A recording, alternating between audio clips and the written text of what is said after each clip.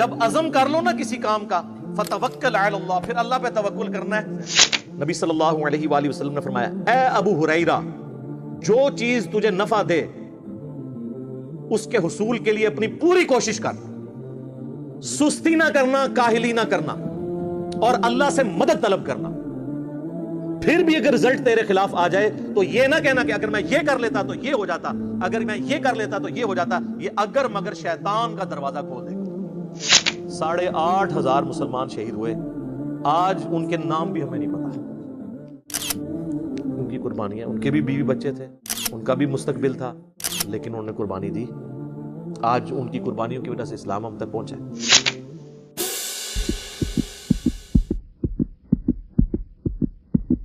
فَإِذَا عَزَمْتَ، جب آپ عزم کر لینا کسی کام کا، مطلب مشورہ ہوا، ایک چیز طے ہو گئی، اب بیچ میں جو ہے نا وہ پاک نہیں چھوڑنی کوئی، بس آپ کر گزرنا ہے۔ اور اس کے بعد کوئی غلط رزلٹ آ جائے تو آپ یہ نہیں کہنا کہ اے نے مشورہ دیتا سی، نہیں، انہیں مشورہ دیتا سی، فیصلہ تو سر تسی کیتا سی نا، تو آپ نے اپنے فیصلوں کی حفاظت کرنی ہے۔ یہ بڑی اہم آیت ہے۔ فَإِذَا عَزَمْتَ، جب عزم کر لو نا کسی کام کا، فَتَوَكَّلْ عَلَى اللَّهِ، پھر اللہ پہ توکل کرنا ہے۔ حسبنا اللہ ونعم الوکیل، وہ آگے چل کے آئے گا کہ یہ دعا سکھائی جائے گی سورہ ال عمران کی 179 نمبر آیت میں، کہ ہم نے اللہ ہی پر بھروسہ کیا، وہی بہتر کارساز ہے۔ ان اللہ یحب المتوکلین، بے شک اللہ تعالی توکل کرنے والوں سے محبت کرتا ہے۔ یعنی آپ نے اسباب اختیار کرنے ہیں اور پھر نظر کس پہ رکھنی ہے؟ مسبب الاسباب کے اوپر۔ توکل اللہ پہ کرنا ہے۔ توکل یہ نہیں ہوتا کہ کرو کچھ نہ، یہ پیچھے دیکھیں کتنے کام بتائے گئے ہیں، یہ کرنے کے بعد مشورہ بھی کرنا ہے، پھر عزم بھی کرنا ہے، پھر اللہ پہ توکل۔ ویسے توکل نہیں، وہ جو جامع ترمذی میں حدیث ہے کہ پہلے اونٹ کو باندھو پھر اللہ پہ توکل کرو، تو ظاہر ہے کہ اسباب آپ نے اختیار کرنے ہیں۔ اس میں ایک بڑی اہم بات میں آپ کو بتا دوں، بڑی مزے کی بات ہے۔ وہ میں نے جن اپنے سینئر آفیسر کا ذکر کیا نا، ڈائریکٹر صاحب کا، تو وہ ہمیں ایک دن اسی طریقے سے سمجھا رہے تھے، چونکہ وہ تبلیغ جماعت سے بھی اٹیچ تھے۔ تو حاجی عبدالوہاب صاحب رحمہ اللہ تعالیٰ جو تبلیغ جماعت کے امیر تھے، جو 2-3 سال پہلے ہی فوت ہوئے، تو وہ کہہ رہے ہم ایک دفعہ حاجی صاحب کے پاس بیٹھے ہوئے تھے، تو حاجی صاحب کی عادت تھی کہ وہ مشورہ کرتے تھے جماعتوں کو بھیجتے وقت نا۔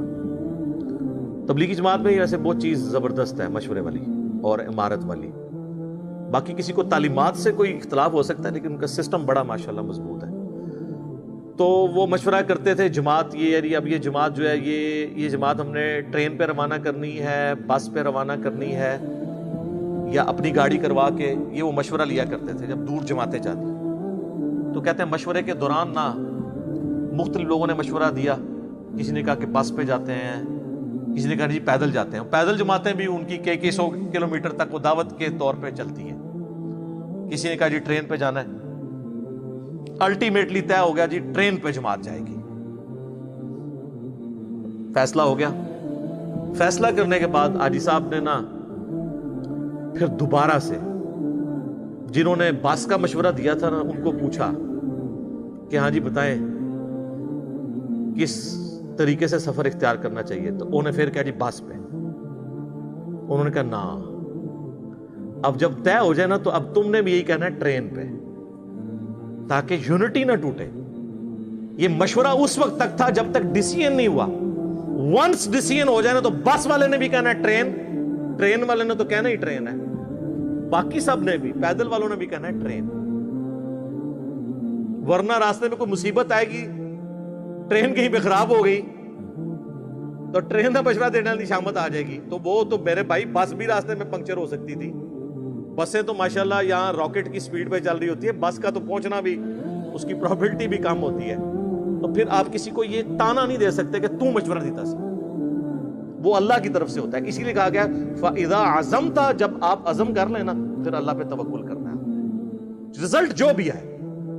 اس کو سپورٹیو وہ حدیث ہے جو تقدیر والے چیپٹر میں ہے صحیح مسلم میں، مسئلہ تقدیر کے اوپر آلموسٹ 60 کے قریب حدیثیں لی ہیں امام مسلم نے، اور اس کی آخری حدیث یہی ہے کتاب القدر چیپٹر کی۔ میں یہ سمجھتا ہوں یہ حدیث جو ہے نا، یہ تو سنہری حروف میں نا چوراہوں پہ لگانی چاہیے لکھ کے۔ صحیح مسلم کی حدیث ہے، نبی صلی اللہ علیہ وآلہ وسلم نے فرمایا اے ابو ہریرہ، جو چیز تجھے نفع دے اس کے حصول کے لیے اپنی پوری کوشش کر، سستی نہ کرنا، کاہلی نہ کرنا، اور اللہ سے مدد طلب کرنا۔ پھر بھی اگر رزلٹ تیرے خلاف آ جائے تو یہ نہ کہنا کہ اگر میں یہ کر لیتا تو یہ ہو جاتا، اگر میں یہ کر لیتا تو یہ ہو جاتا۔ یہ اگر مگر شیطان کا دروازہ کھول دے گا۔ یہ سب کچھ یعنی انگریز بھی یہی کرتا ہے، فیزیبلٹی پہلے بناتا ہے۔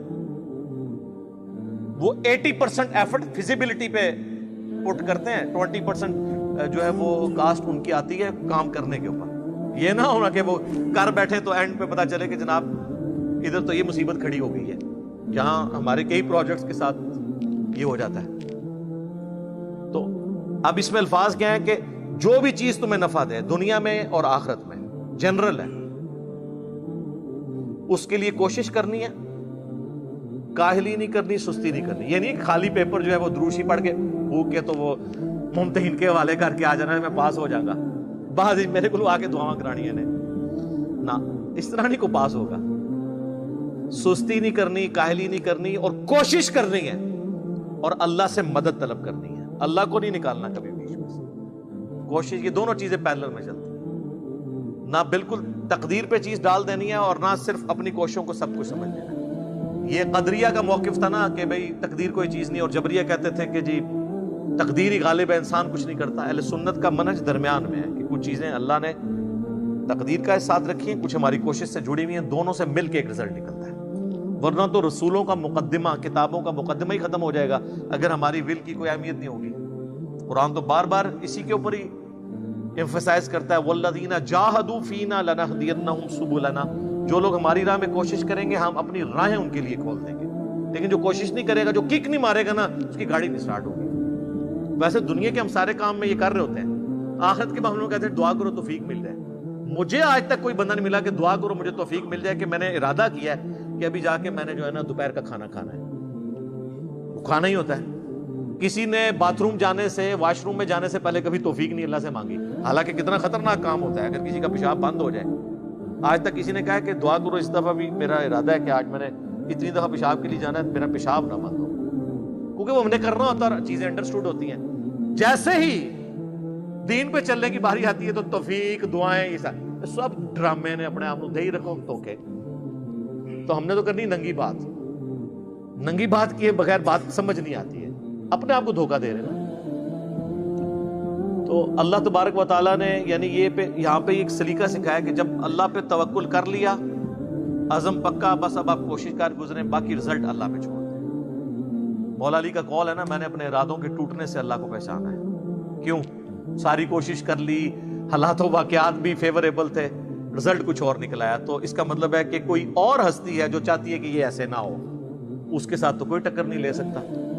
تو اگر مگر شیطان کا دروازہ کھول دیتا ہے، جو صحیح مسلم کے الفاظ ہیں، اس لیے کہ اگر مگر سے پھر جو تقدیر کی طرف سے فیصلہ ہوا ہوتا ہے نا، آپ اس کو چیلنج کر رہے ہوتے ہیں۔ ایک تو ہے کہ آپ اس کو ریویو کر کے پلان کریں، وہ ایک اور چیز ہے کہ جی آندہ ہم اس چیز کو کاؤنٹر فار کریں گے، اس کو کریں گے، اس کو کریں گے، لیکن اس کی لکیر پیٹ کے بیٹھ جانا، یہ چیز غلط ہے۔ حالانکہ یہاں پہ آپ دیکھ رہے ہیں کہ صراحتاً غلطی ہوئی تھی، اس پہ اللہ نے ڈانٹا بھی ہے، لیکن الٹیمیٹلی حضور کو کہا کہ بس چھوڑ دیں، معاف کریں، مشورے میں شامل کریں، آندہ کے لیے بھی آپ یہ کریں۔